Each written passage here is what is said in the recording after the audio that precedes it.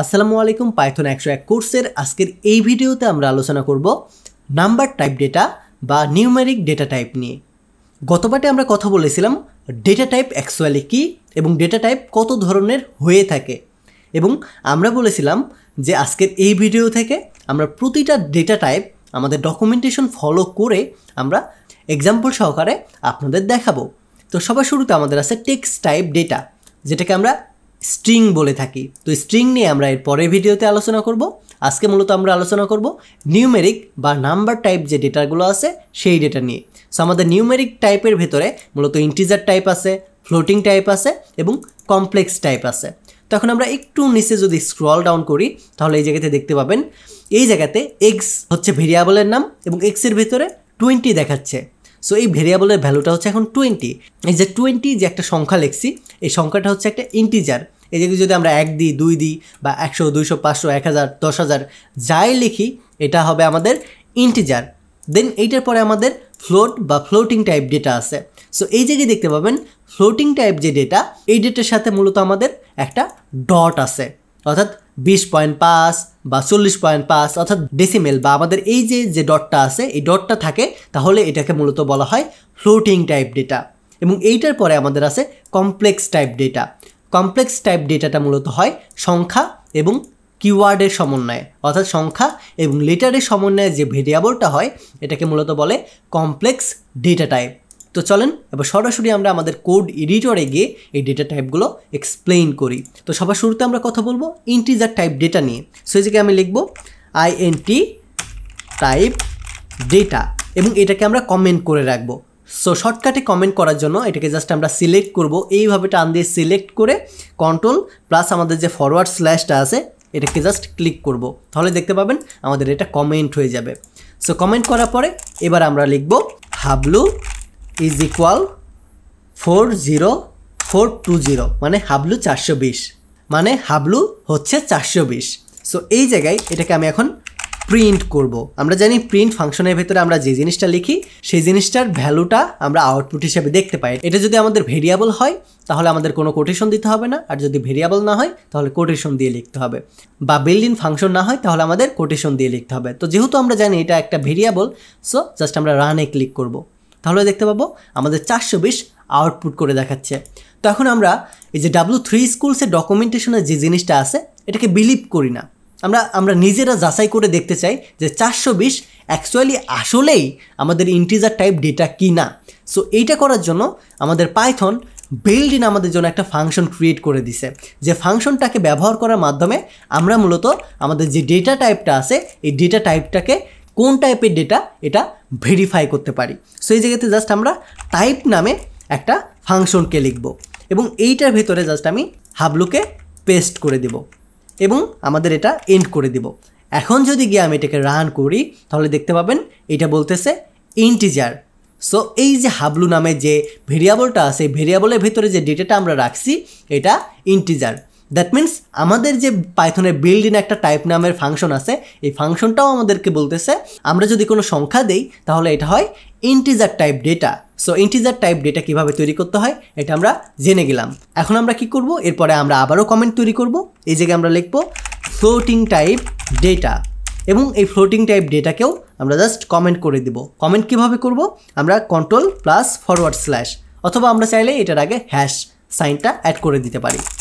So এই জায়গাতে comment করার পরে আমি এগেইন একটা ভেরিয়েবল ডিক্লেয়ার করব। এই ভেরিয়েবলটার নাম দেবো এবার আমি গাবলু, এবং গাবলু দেওয়ার পরে এই জায়গাতে বলবো 40.2। সো এইটা বলার পরে আমি জাস্ট আমাদের প্রিন্ট যে ফাংশনটা আছে প্রিন্ট ফাংশনটাকে কল করব এবং এই জায়গাতে জাস্ট আমাদের যে গাবলু ভেরিয়েবলটা আছে এটাকে জাস্ট পেস্ট করে দেব। এবং এখন যদি এটাকে আমি রান করি তাহলে দেখতে পাবেন আমাদেরকে বলতেছে 40.2, এটা আমাদের আউটপুট করে দেখাচ্ছে। বাট আমরা এখন আউটপুট জানবো না, কারণ আমরা জানি ভেরিয়েবল কীভাবে আউটপুট করতে হয়। এখন আমরা ভেরিফাই করব আমরা যে 40.2 বা যেটাই দিই, আমরা কোনো ডেসিমেল সংখ্যা যদি আমরা লিখি তখন এটাকে এই জায়গায় আমাকে বলছে, ডকুমেন্টেশনে বলছে এটা হয় ফ্লোটিং টাইপ বা ফ্লোট টাইপ ডেটা। সো এখন আমরা W3 স্কুলসকে ভুল প্রমাণিত করার জন্য এই জায়গাতে এসে আমাদের যে টাইপ নামে যে পাইথনের ডেভেলপাররা একটা ফাংশন তৈরি করে দিয়েছে বিল্ট ইন ফাংশন, এই ফাংশনকে কল করব এবং এই ফাংশনকে কল করার পরে বলবো যে এই যে গাবলু যে জিনিসটা আছে এটা কি আসলেই আমাদের ফ্লোটিং টাইপ ডেটা? এটা তুমি একদম ভ্যালিডভাবে আমাকে বের করে দাও। তো এখন যদি আমি যাই অ্যান্ড এটাকে রান করি, তাহলে এই জায়গায় দেখতে পাবেন ক্লাস লিখে এই জায়গায় বলতেছে ফ্লোট। তার মানে আমাদের W3 স্কুলস যেটা বলছে এটাও সঠিক, আমরা W3 স্কুলসের এবারও ভুল ধরতে পারলাম না। দেন এটার পরে আমাদের আজকের এই ভিডিওতে আরও একটা চান্সেস আছে আমাদের এই W3 স্কুলসের যে লেখাটা আছে এটাকে ভুল ধরানোর জন্য। সো এই জায়গাতে কী করব, কমপ্লেক্স টাইপের যে ডেটাটা আছে বা ভেরিয়েবলটা আছে এইটা লিখব। এইটা লিখে আমরা চেষ্টা করব যে যেমনেই হোক আমাদের ভুল ধরতেই হবে, তাই না? সো এটার জন্য আমি আবারও কমেন্ট করব, এই জায়গাতে বলবো যে কমপ্লেক্স টাইপ ডেটা, এবং এই জায়গাতে আমরা সে এবার লিখব কুদু, এবং কুদু লেখার পরে এই জায়গাতে আমরা সে হাবলু 420 দিব। সো 420, এবং এটার পরে আমি একটা সাইন দিব, সে আই দিব।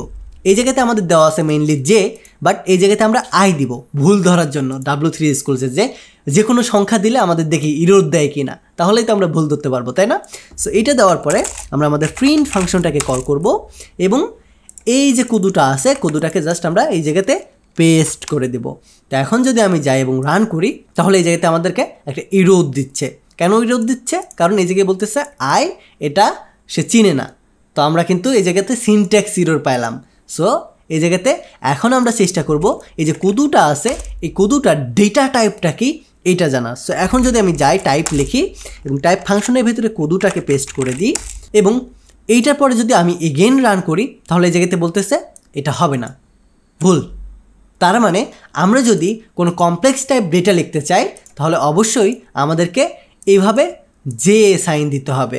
আমরা যদি আই দিই বা অন্য কিছু দিই, সে আমি কে দিলাম, এখন যদি আমি যাই তাহলে আমাদেরকে ভুল দেখাচ্ছে। আমি যদি এই জায়গাতে জে দিই, তাহলে এখন যদি আমি এটাকে রান করি, এখন দেখতেছি এটাকে বলতেছে এটা কমপ্লেক্স টাইপ।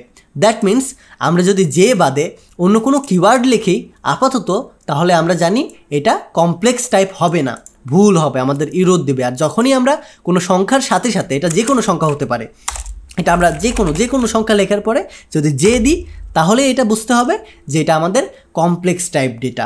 সো এখন যদি আমি গিয়ে রান করি এগেইন, তাহলে দেখতে পাবেন কুদু যে ডেটাটা আছে এটা হচ্ছে কমপ্লেক্স টাইপ। সো এখান থেকে আমরা কি বুঝলাম, আমরা যখন কমপ্লেক্স টাইপ ডেটা লিখবো, এটার আগের যে সংখ্যাগুলো আমরা এনিথিং দিতে পারবো, কিন্তু এটার পরে আমাদের জে দিতে হবে।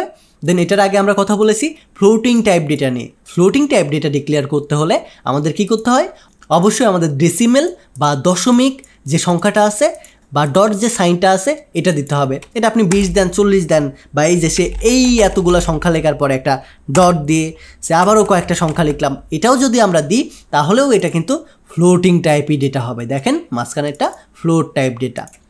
সো তার মানে আমরা বুঝতে পারলাম যদি এটার ভিতরে আমাদের ডট থাকে তাহলে আমাদের বুঝে নিতে হবে এটা ফ্লোট বা ফ্লোটিং টাইপ ডেটা। অ্যান্ড এটার আগে কি আছে, আমাদের integer type data. Integer type data মানে আমাদের পিওর সংখ্যা হবে, এটার ভিতরে কোনো দশমিক থাকবে না, এটার ভিতরে কোনো জে থাকবে না, অর্থাৎ পিওর যে সংখ্যাগুলো হবে এই সংখ্যা অনেক অনেক হতে পারে, কিন্তু কোনো প্রকার ডট থাকা যাবে না, কোনো প্রকার জে সাইন থাকা যাবে না, তখনই এটা শুধুমাত্র আমাদের ইন্টিজার টাইপ ডেটা হবে। কিন্তু আমাদের এই সংখ্যাগুলো অনেক দিতে পারি, আমরা আমাদের পৃথিবীতে যত সংখ্যা আছে তত সংখ্যা আমরা লিখতে পারবো এই জায়গায়। সো আশা করি নিউমেরিক ডেটা টাইপের ভিতরে ইন্টিজার, ফ্লোটিং এবং কমপ্লেক্স যে 3 ধরনের ডেটা টাইপ আছে, এই 3 ধরনের ডেটা টাইপ নিয়ে আপনার ফিউচারে আর কোনো কনফিউশন থাকবে না। আবার যদি কনফিউশন হয় ফিউচারে, তাহলে কি করবেন, জাস্ট এই ভিডিওটা প্লে করবেন এবং একটা কমেন্ট করে যাবেন যে ভাই আমি ভুলে গেছিলাম, আবারও এটা দেখতে আসলাম। তো এই ভিডিওটা এই পর্যন্তই থাকবে। আপনার যদি কোনো সাজেশন থাকে এই ভিডিও সম্পর্কে, তাহলে অবশ্যই একটা কমেন্ট করে জানিয়ে দেবেন। আমাদের এই স্পেশাল পাইথন 101 কোর্সটি সফলভাবে আপনাদের উপহার দেওয়ার পেছনে স্টাডি মার্টের এআই কুইজ টিমের অনেক বেশি ভূমিকা আছে। আপনি যদি data science, machine learning, cloud computing এবং এ ধরনের সিকিউর ক্যারিয়ার পাইথনের ওপর বিল্ড করতে চান, তাহলে AI quiz is the best solution. তাদের কোর্সের সম্পর্কে বিস্তারিত জানতে ভিজিট করুন aiquest.org। ডিসক্রিপশন এবং কমেন্ট বক্সে লিঙ্ক দেওয়া থাকবে। Take a risk.